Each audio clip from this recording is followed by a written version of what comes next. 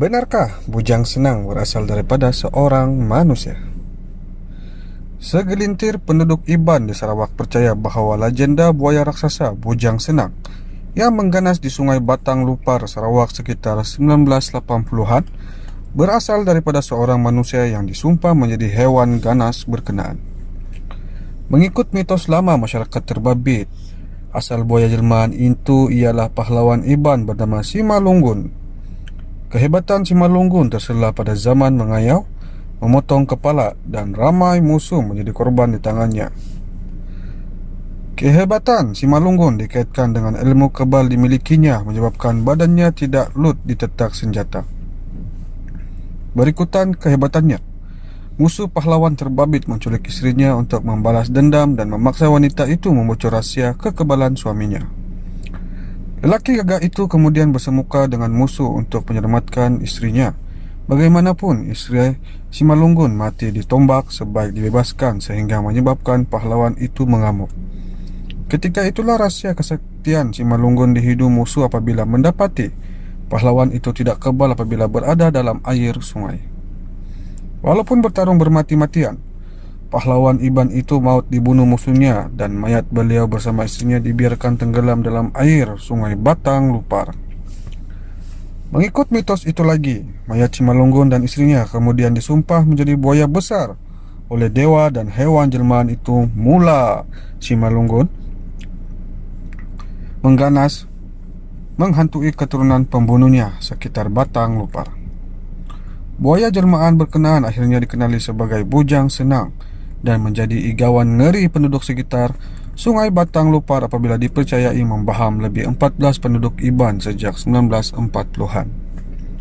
Masyarakat Iban menganggap Bujang Senang bukanlah buaya biasa tetapi Maharaja Buaya, iaitu raja segala buaya yang hidup sepanjang Sungai Batang Lupar sehingga seluruh sungai rejang. Bujang Senang digeruni kerana saiznya amat besar. Malah sekitar zaman awal keganasannya, masyarakat dimomokkan bahawa buaya itu sebesar bas dan mampu memakan ramai mangsa dengan sekali hadap. Lebih aneh ialah Bujang Senang memiliki tanda belang putih di belakang kepalanya yang tidak terdapat pada buaya lain. Walaupun buaya raksasa itu didakwa sudah mengganas sejak 1940-an, kisah legenda Bujang Senang mula mendapat perhatian apabila ia membaham penghulu bangan dari Rumah Panjang Pali di Sri Aman pada 1982. Mengikut cerita, penghulu bangan bersama abangnya Kebir menangguk udang apabila Bujang Senang menyerang dan membaham tokoh pemimpin itu sebelum mengheretnya ke dalam sungai. Kebir cuba menyelamatkan adiknya tetapi gagal, dan ketika itulah beliau menyadari wujud belang putih di belakang buaya besar yang menyerang mereka. Serangan itu menggemparkan penduduk dan operasi mencari mayat penghulu bangan dilakukan selama 5 hari, tetapi hanya badan mayat lelaki itu ditemui. Polis Sarawak melancarkan operasi buaya ganas di sungai besar di negeri itu seperti Batang Sadong, Samarahan, Lupar, Layar dan Saribas, tetapi Bujang Senang gagal ditemui. Bujang Senang terus mengganas dari antara 1982 hingga 1991. Dipercayai 13 orang menjadi mangsa buaya raksasa itu.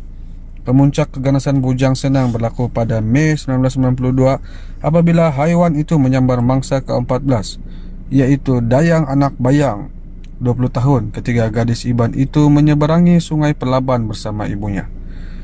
Berang dengan kejadian berkenaan menyebabkan puluhan penduduk Iban dan polis memburu buaya itu. Selepas kira-kira 4 jam dan menjejaki Bujang Senang, buaya ganas itu berjaya dikepung di suatu kawasan sungai, tetapi cubaan membunuhnya menggunakan lembing dan peluru bisa gagal.